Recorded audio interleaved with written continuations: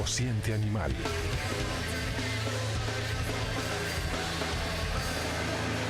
Con el economista Germán de Agosto.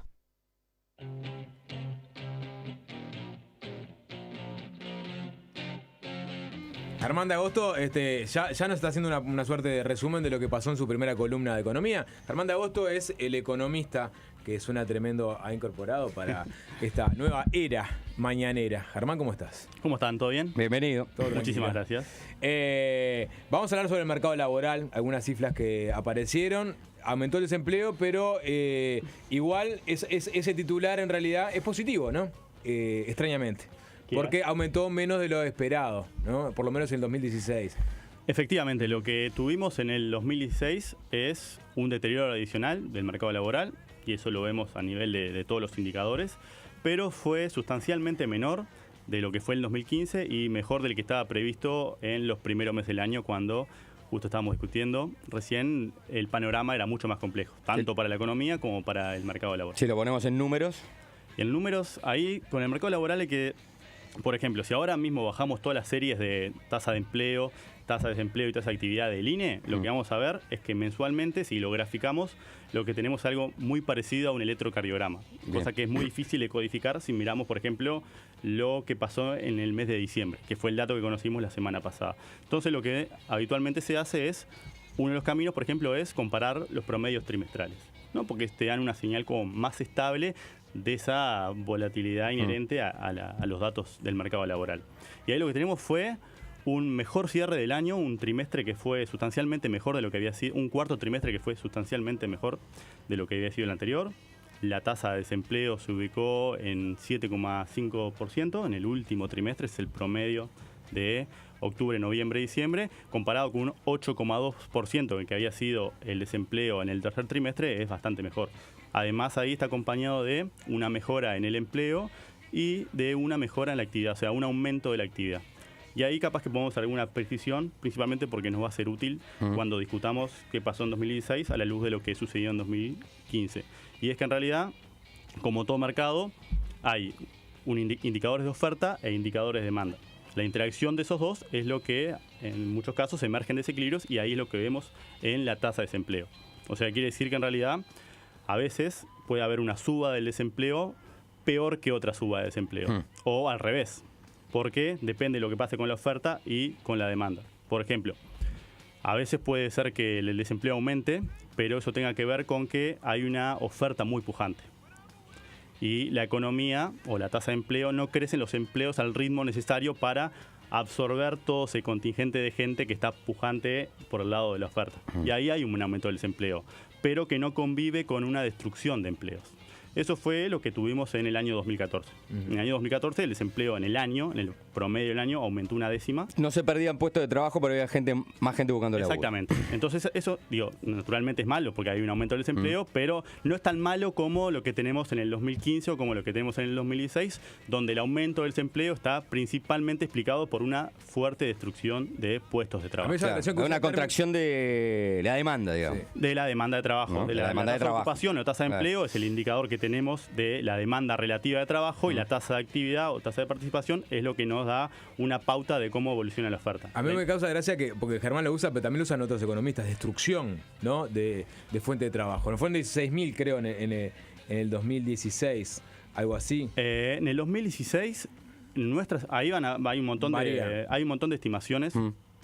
Capaz que algunas son más acertadas que otras, pero que tienen que ver justamente por esa que hablamos de la volatilidad que tienen los datos, ¿no? De ese electrocardiograma que dijimos. Entonces, en la forma en que se imputen algunas destrucciones, te pueden dar cifras muy distintas. Nosotros lo que manejamos, y está en línea con otras cifras, es que en el 2016 hubo más o menos 4.300 puestos menos que en el año pasado. Bien. Contrasta bastante con ese 16.000 que, por ejemplo, había sido el que salió en una nota del Observador. Exactamente, que la propuso el director nacional de empleo, Eduardo Pereira. Eso creo que es, pero al final del día es como computes esa... Si agregás y tomás los promedios del año, nos da un poco menos, que es 4.500, 4.300. Eso es. Sí, y coinciden que la construcción y el agro fueron los sectores más afectados. Sí, la construcción principalmente. Sí. De hecho, si vos mirás la actividad de PIB, lo que tenemos son datos recién, o sea, en marzo de cómo va a cerrar la actividad en 2016. Lo último que sabemos es cómo cerró el tercer trimestre, que en realidad ya es historia pasada porque, o sea, y ahí lo que tenemos es que en realidad fue un buen dato, o sea, efectivamente la economía creció 2% en términos interanuales, o sea, respecto al tercer trimestre del año pasado. Y en realidad, por el lado de los sectores, todos los sectores crecen en términos interanuales, menos la construcción que sigue en recesión. Sí. Respecto al tercer trimestre, dijiste, o al cuarto trimestre. Y cuando hablamos de actividad, lo que tenemos es el dato del tercer trimestre. Del tercer trimestre. El dato del cuarto Perfecto. trimestre y por ende el balance y el cierre del año en términos de PIB lo vamos a conocer el En marzo. 23 de marzo, que es cuando el BCU publica el dato. Siempre el PIB va con bastante más rezago que el resto de las variables. Lo que podés hacer es aproximarlo con indicadores adelantados. Por ejemplo, si vemos la evolución del mercado laboral, eso nos puede ayudar a entender qué es lo que va a suceder con ese dato que todavía no tenemos. Lo mismo pasa con la industria, lo mismo pasa con índices de maquinaria y equipos, con la confianza del consumidor. La venta de autos 0 kilómetro, por ejemplo, es otro buen indicador adelantado, principalmente del consumo.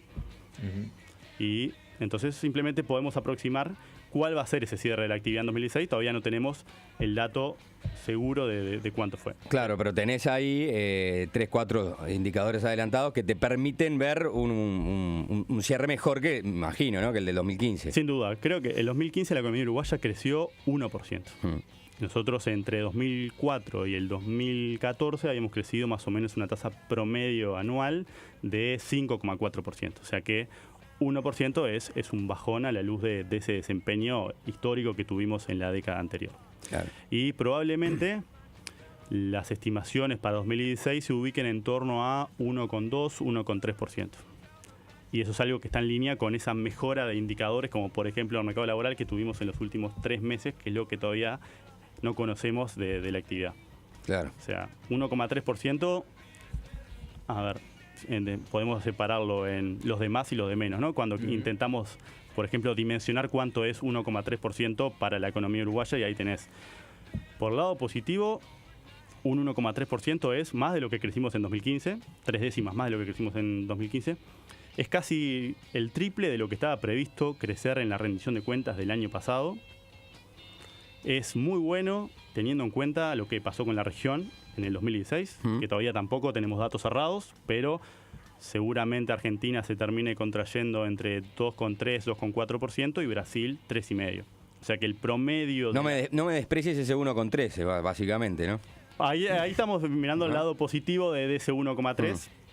Y efectivamente, a la luz de lo que cómo está el barrio, fue un negoción. Claro. En promedio te da esa contracción de Argentina y Brasil un 2,9 de contracción. Y si vamos tiempo atrás, y donde el crecimiento de Uruguay era muy parecido a el promedio simple entre el crecimiento de Argentina y Brasil, nosotros nos tendríamos que estar contrayendo en torno a 3%.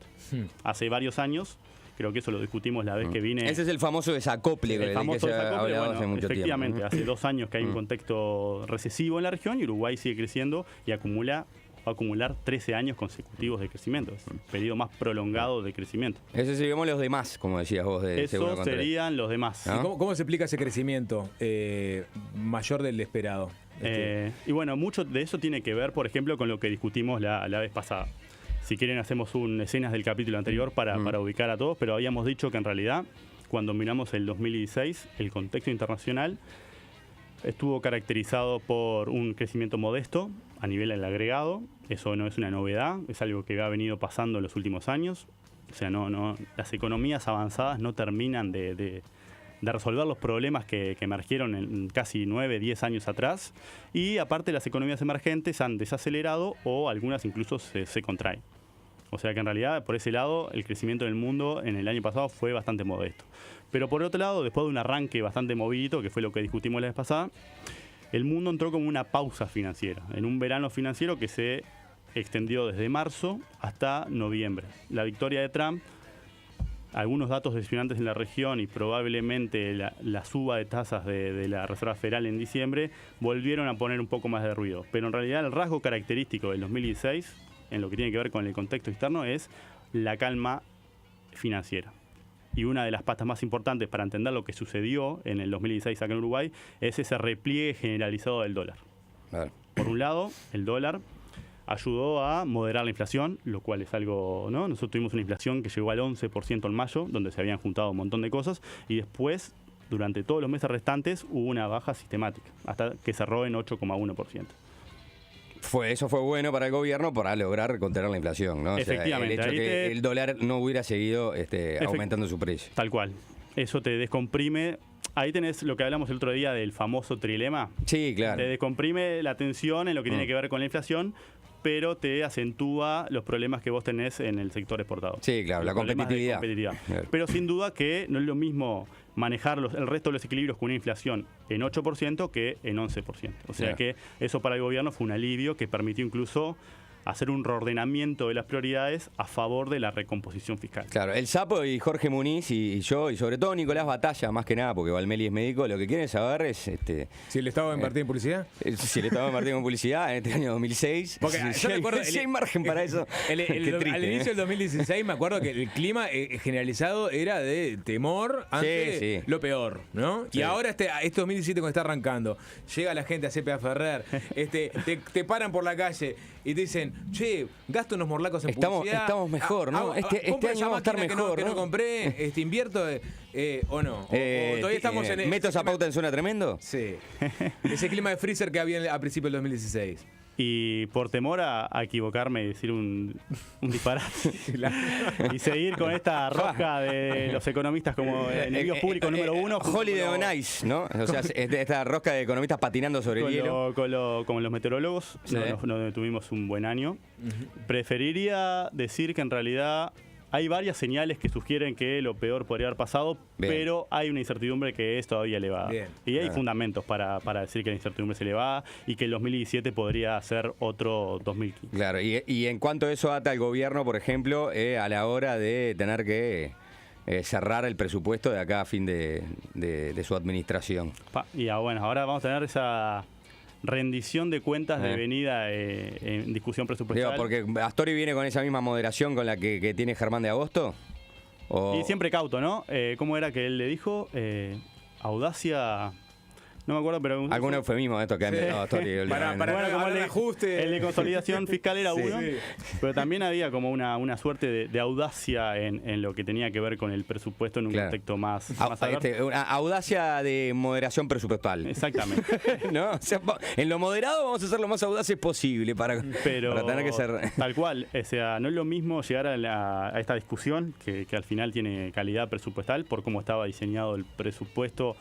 Si hubiésemos llegado en febrero, que llegando ahora donde las expectativas han aumentado.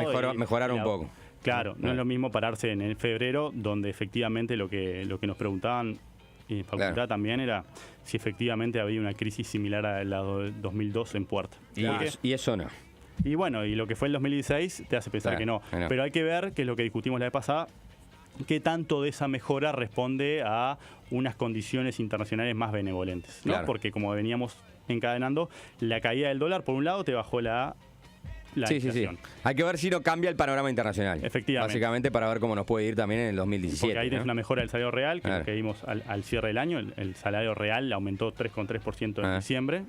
En promedio aumentó 1,6%, pero los últimos meses del año fueron muy buenos porque los aumentos nominales aumentaron y además porque la inflación se moderó bastante, o sea que por ese lado las menores presiones inflacionarias mejoran el poder adquisitivo. La caída del dólar lo que hace es si el dólar sube mucho, nosotros nos empobrecemos en dólares. Inmediatamente, cuando vos vas a consumir, por ejemplo, bienes durables, te vas a comprar un auto, vas a cambiar el auto o estás pensando en comprar una casa o un lavarropa o una televisión o cualquier bien que esté denominado en dólares, lo pensás dos veces porque estás viendo que el tipo de cambio se va y que vos antes ibas con 20 pesos al cambio y te daban $1 y ahora tenés que ir con 30 pesos. Y en realidad nuestro sueldo no se ajusta por los movimientos del dólar. O sea que en realidad la moderación o la apreciación del dólar también potenció y sacó del estancamiento al consumo privado. Ahí está. Germán, muchas gracias. Nos reencontramos el próximo martes en Animal Consciente de nuestra columna de economía. Hacemos la tanda del flash y después entrevista con el senador Luis Lacalle Pou.